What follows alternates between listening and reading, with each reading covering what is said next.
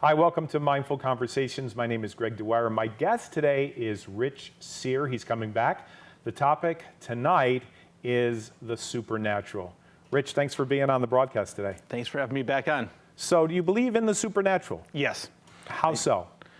I believe that there is something out there, like ghosts and spirits, but I think a lot of it is made up. And I'll tell you what I mean. Right. I love going on ghost tours. I've been on so many, like in New Hampshire, Rhode Island. Salem was a good one. Have you ever been in Salem on Halloween weekend? Yes. That's insane. That is Salem's Christmas. That's crazy. Oh my God, everybody's dressed up, everybody's having a great time. But on the ghost tours, I noticed this. They're always the same stories, but with different names. And I'll give you an example. Okay. Oh, you know what? There's a woman here. She died of loneliness because her husband went out to war.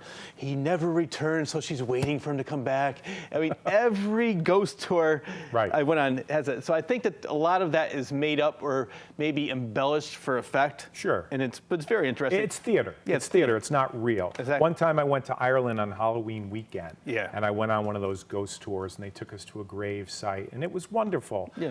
But, you know, I wonder if there really is a supernatural. If you talk to Penn and Teller, you know, the guys that do I love that Penn show, and Teller, yeah. Fool Us, they do not believe anything supernatural. No. Everything is natural. There's no spiritual realm at all. But you definitely believe? I believe there's something, and I'll give you some examples why I believe. But one thing about Penn and Teller, which I love, because they have a show called BS. Yes. And they debunk things. And one of my favorites was where they debunked the Ouija board. How did they do that? What they did was they said, okay, let's see how the Ouija board works. And they're going, yes, yes. They're just no, pushing it? No, well, it's going. So then he said, all right, we're going to blindfold you and see if you could do the same thing. They turned the board around. Oh, they did. So the person didn't know the board was turned around. So where the yes should have been, it was the end of it, where the no was. So they thought that they were just maybe like they didn't realize they were doing it, but it was subliminally pushing the. I think people push it with their hands without doing it. I've seen people talk about levitating tables the same way. Yeah. And so I don't know if it's supernatural. Whether it is or not, I don't know. I guess the jury's out on it. I do have a weird story about a Ouija board, though. When we were little, I was always asking the probing questions. Like what? Like I said, when's my brother going to die? Oh, no. You know, my brother knew when he was going to die. He knew exactly the date and the month and the time of day that he was going to die. Wow. Because the judge told him. But I'm kidding. I'm sorry. I figured you knew that joke. No, I didn't. I was wondering, where's he going with this? I just made that up. It's just a joke. It's not true. Okay, back to the Ouija board. This one is not made up. So I said, when's my brother going to die? And it said tomorrow. So we're laughing. Oh, my God. The next day, there was this big hole in the front yard, and we were playing. He fell in it, and it caved in up into his neck. He almost suffocated to death. Oh, I shouldn't be laughing. That's no, I laughed. Is your brother still alive? Yes. Okay. So, but the funny thing is, like, so after I'm like, put that thing away. Yeah, my mother hated it. We could not have a Ouija board. When I was a kid, I was involved in magic as far as like tricks, and I had this table that was cardboard, and you opened it up. It was the kit, but on the front, it had a picture of the devil, and it was just a cartoon. It wasn't really like satanic, but it was the devil. And so one day I come home from school, like 8th grade, my mother took a magic marker and just took the devil out because she hated it. Really? She wanted nothing to do with Ouija boards or magic or the devil or anything like that. So I guess, I mean, for me, like we can get into this whole thing about organized religion. I believe there's things out there, but I think organized religion is created by man to create order. That's another Yeah, whole but wait a thing. minute. No. Organized religion, don't you think if there wasn't such a thing, people wouldn't know what time to show up? No, well, that's Because what I'm 9 saying. o'clock service, 11 o'clock service? That's what I said. It's created there for order. But I do believe that there are, there's something out there.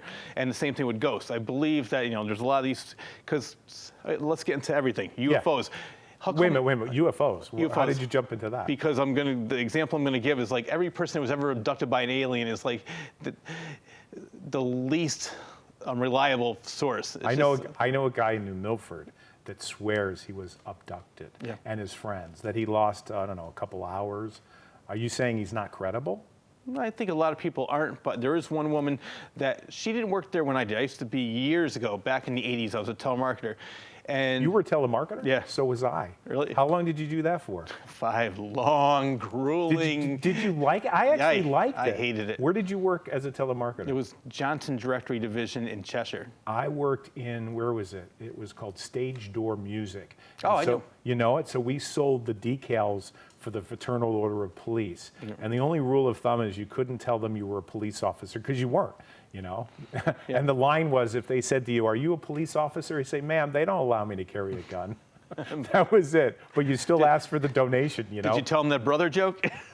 No, I didn't. But we had a $10 gift, a $25 gift, a $50 gift, and $100. And after a while, you just played it as a game. Well, the funny thing with me is we updated the city directory. Okay. So we had to ask people if there was anybody in the household over the age of 18. Why? And because then we could add them to the directory because they weren't a minor anymore. Okay. Everybody, my dog, my cat, my dog, my cat. So finally, I got sick of fake laughing. And this one woman said, "I don't know if you heard me." I said, "Yeah, I heard you."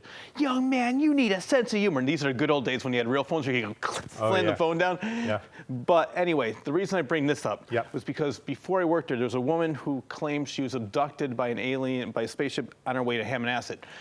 No, but listen up. I'm sorry. Before you it laugh. just sounds crazy to me. I know, before you laugh. So my boss and I were talking about this, and she said, I don't know if she was crazy or not, but she said that they had an implant in her and they were watching her. But every day at 3 p.m. there was a black helicopter that would fly over the building.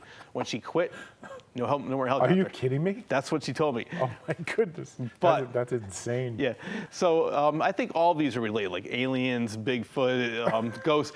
I don't really believe, I think that, I mean, for us to say we're the only forms of life out there, I think could be a little bit ignorant, but I think there's something to do with aliens. But here's the question I have, and I have not figured this out, and I think about this all the time. Not all the time, but sometime. If you think about the universe, you can't comprehend a universe that goes on forever, and you can't comprehend a universe that is finite. So if the universe goes on forever, I just can't take that in. Or if it doesn't go on forever, you know, they talk about the fact that it might be expanding, and I'm not a scientist, but there's a mystery there, and there's a mystery, I think, with the supernatural. Yeah. Well, I think one last thing about UFOs. I think one of the biggest cases was Betty and Barney Hill back in the 50s. Oh, I There heard were a the couple. story. And what was so intriguing about it was they were claiming under hypnosis that they were at this planet and she drew the whole solar system. They said, this doesn't exist. And then it wasn't until years later when we had the technology to find, we had the telescopes that were bigger, they're like, oh wow, that actually does exist. So I mean, just a weird coincidence under hypnosis. Sometimes I think hypnosis is suggestive. So I mean, Well, it can be. In fact, I have a friend that's in the Boston area, and she was under hypnosis because she was grinding her teeth. Her name's Sylvia. And the doctor or the person that was putting her under said, there might be something to you grinding of your teeth, and they connected it to a rape. And I thought, is that a fake memory? But she called the neighbor and found out that it had happened in the neighborhood, and so it can be real. But getting back to the supernatural, I remember when I was a kid in Newtown, it was the Warrens. Oh, yeah. It was Lorraine Warren and Ed Warren, and they went around and they went to houses, and I thought at the time, this was in the 70s when I was a professional magician, I thought it was all fake. I just thought this is just BS, showmanship. But do you believe they were real? yes and no. I've been over their house several times. I've been to their museums. I've seen the real Annabelle, which is a Raggedy Ann doll. Yeah. It's not as scary in person, but You didn't open up the case, though. no, they wouldn't even let you near it. I mean, there's all these signs like don't touch it, and like Ed was over there shining the white light on you, trying to like keep the demons away. But I do believe in the supernatural, but I think that mostly Ed, I can say this, he was more about the money. He was? Yeah, he was all about and I think that sometimes he would, Amityville Horror, for example, they proved that that was a fake. It was a fake. Yes. Now, I've gone by the house. I think it's in Long Island. Yes. Tell me why you think it's a fake. Because the lawyer, first of all, sued the Lutzes because he says, I helped make this story up, and I want part of the money for the movie. Kidding? Wow. And then I think that he was they even admitted that they were just trying to get him on a insanity charge, because he killed his family. Right. But when I was talking to Ed, oh yeah, no, it's true. Yeah, it's definitely true. So I think that, some of the things that he was investigating, he just loved being in the spotlight. That's why, in a way, I feel bad because The Conjuring came out after he died. The Conjuring is about their life. Yeah, I saw that movie. Now, how much of that movie is true and Nothing. Nothing? I'll tell you why, because I have a podcast called The Claw's Corner. Yes. I interviewed Andrea Perrin, who was one of the daughters of that family in Rhode Island. Okay. And she told me the real story. There are a lot of weird things that happened. Like, I guess they did, I don't know if you remember in the part where they did the exorcism. Yes. And she levitated and she was thrown against walls. According to her, she said that did happen, but most of the movie is just like Hollywood BS. Right. Right. Again, it goes back to this concept that not everything you read or everything you see is really real. Yeah. But according to what she said, she's written 3 books. Light of Darkness, House of Darkness, House of Light. And they're going to supposedly, last time I spoke with her, she said they're going to make a movie for each one of her books. Okay. So hopefully it does come out, and that tells the real story, if you want to believe it or not. But she does have a lot of interesting stories, and I think they were even more interesting than what the Hollywood came out with. Mm-hmm. Well, here's a story for you. 2006, a friend of mine that lives here locally asked me to come over to her house because they had someone that they believed was possessed. And they wanted to see what I had to think, about the whole situation. And then through that, I was introduced to John Zaffis. Do you know John? Yeah, he's the nephew of He's Ed the and Lorraine. nephew of Ed and Lorraine. And he thought the real thing was going on, like there was some demon activity.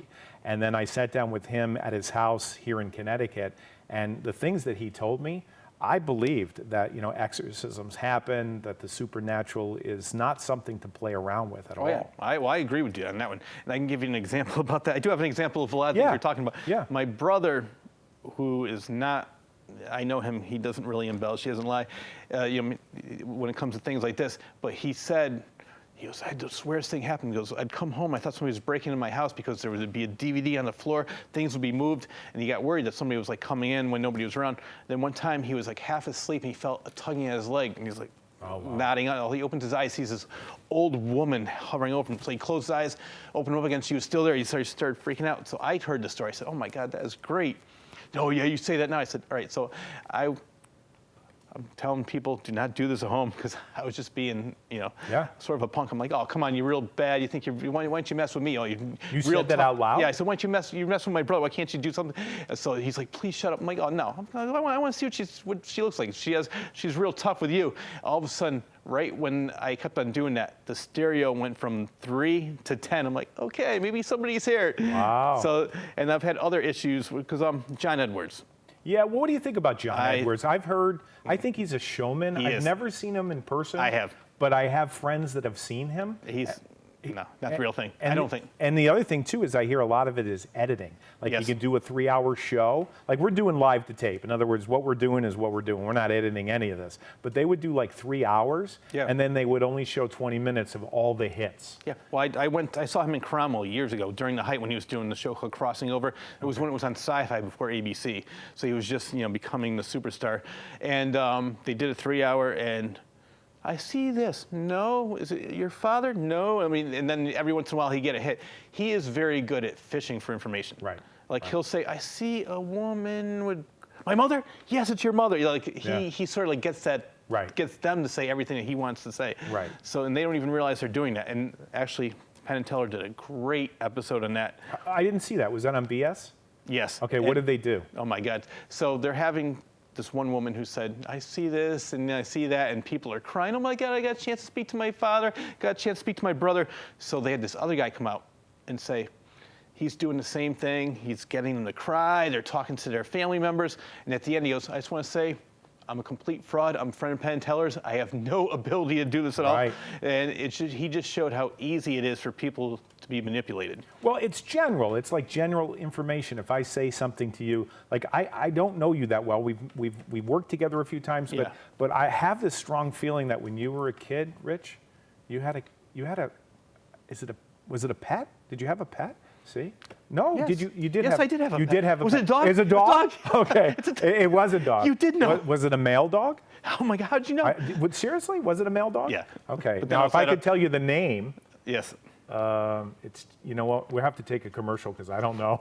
Well, no, the best part is actually what Penn said. He goes, when they're talking to the dead, he's like, they can't, everything is so mumbled, but in her life, she was so lucid, she was so fluent, and she could speak clearly, but all of a sudden now, she mumbles, and it's like, why is in her death is she, so there's, I think. Well, do you know the story about Harry Houdini?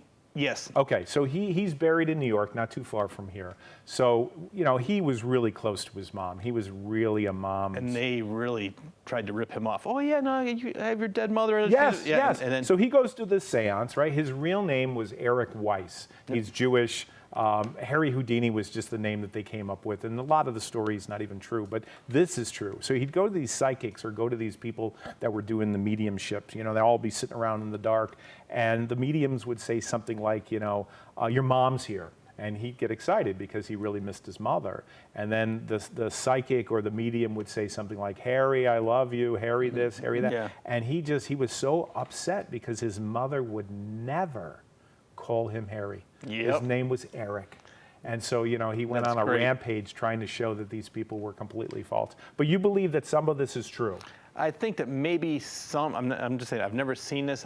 Maybe some people do have, but the people that do have that power to do that aren't out there trying to make a buck out of it. They're not, are they? I don't think so. I think that the real ones are quiet. They're doing it maybe, you know, Right. like on the side, but they're not out there trying to like, oh yeah, give me $10, I'll talk to your dead mother for you. Right, at a carnival. Yeah, At a exactly. carnival. I know a guy that's a magician. He travels around all over the United States. He makes about $150,000 a year. But he really hustles. He does schools, he does, you know, all of these different parties. He's a nobody. Nobody knows him. And he said to me one day, he goes, you know, you think about these big top professional names that you know. He says, most of these people are broke. They're faking it. He says, if you really want to be successful as a speaker or a magician or an entertainer, it's not about showing off. It's about working hard. And maybe in the psychic world, the same thing is true. You know, these people like John Edwards, these people that write books. What about the Long Island medium? Do you know anything about her? I've heard that term. But Okay, you don't know her? No. So I was down at a Barnes & Noble like 5 years ago, and I never met her, never read her book, never watched her television show. And so in Barnes & Noble, they have a book signing. You had to pay $20, and there was a line that just went on forever, you know, from like 9 o'clock to maybe 3 or 4 in the afternoon. And I was like the last person in line. And I never met her, never followed her work, never watched her on television. So I just had something to do. I wanted to do it. So I get to the top of the line. She walks over, gives me a big hug, and she says, my greatest guest, my greatest fan, the one that waited the longest. And I thought to myself, I don't even know you. I've never watched you. I don't even know who you are, but you're not right. Yeah, exactly. That's funny. Getting away from medium for a second, I do want to say one story that, Sure. and I can show you the picture afterwards. Okay. I was on a ghost tour. You And were? Yeah, I've been on several ghost tours. Okay. Like I said, and this one was a Mystic. It's a very good one if you want to check it out. Okay. But they were talking about this building. So there's two little boys that were killed during the Civil War, but they have a great sense of humor. They love to fool around. They love to show themselves. So I was across the street taking pictures. I saw the picture. Yeah, and so then afterwards, I loved the fact, because remember the old days of like disposables? I would have to wait and then I'd get it. I'm like, what is this? Luckily now with phones, you can zoom in. So I saw this little thing on the left side of the door. I saw and that. I said, I'm zooming in, and it's clear as day, it's two little boys. Right. And if it's real or if it's not real, but first to make sure that it wasn't a flash, I didn't have a flash anyway, but I took like 18 to 19 more pictures. I could never get anything. Again, just that one shot of the two little boys. And what makes it kind of odd is that I could see if I got that picture and the story had nothing to do with that. So It Right. was like the wife waiting for the husband to come back. Right. But this was the story, two little boys, and that showed up. So, I mean, like I said, I think there's a lot of fakery out there, but also I think that there is something out there. So, I mean, I think there's more than just this. I don't think that like it's like a bug, you step on it and it's dead. Right. I think that our spirit does live on. Did you ever read or have you ever read A Road Less Traveled by Scott Peck? No. Is that okay? Famous book. His name was Scott Peck. He lived up here in Connecticut, died a couple years back. But he wrote a book called The People of the Lie after The Road Less Traveled. And then after that, he wrote a book called The Glimpses. I think it was called Glimpse of the Devil. So what happened was he writes this book called The People of the Lie, and Malachi Martin, who was a Jesuit priest, calls him up and says, I want to give you a recommendation for your book, and let's go out and have lunch. They got together, and Malachi Martin asked him to do exorcisms together.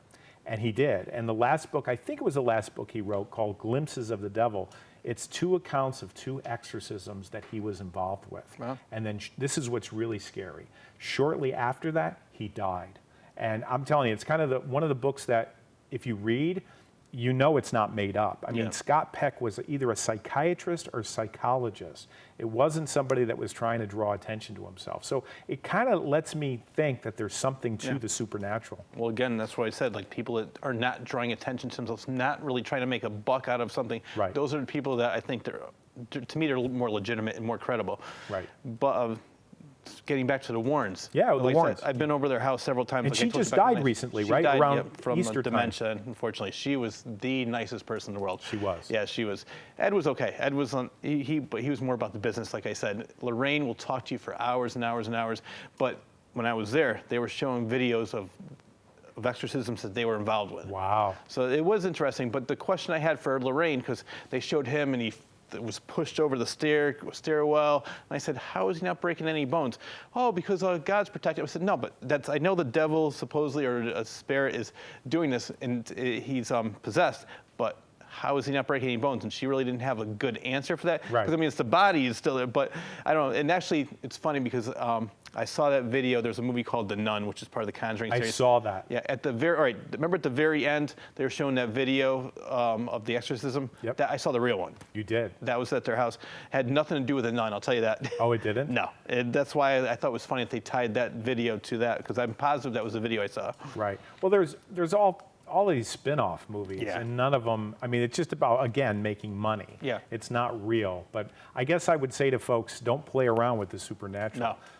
I think it's real, and I remember when I sat down with John Zaffis and he Yeah. wanted me to get involved in some level, and I told him no. I says, I don't think so. And one of the things he said to me was, and I'll never forget this, we're sitting in his living room, and he goes, all I can tell you is this: if you decide to get involved and you step over the line, he says, you can never go back, never go back. People will never understand what you're doing, why you're doing it. And I said no to him. It was Yeah. kind of weird.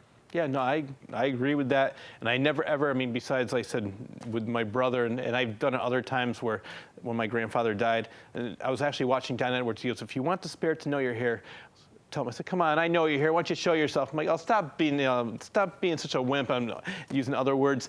All of a sudden, bam, my stereo turned on. I'm like, Wow. okay. And then for like the next couple of days, like, remember the old phones was like cordless, but you would Yeah. have to hit call? Yeah. So after I was doing this, my phone would ring once. I'd walk upstairs, the call button was on, and I'm like, all right. And all of a sudden, I hung it back up.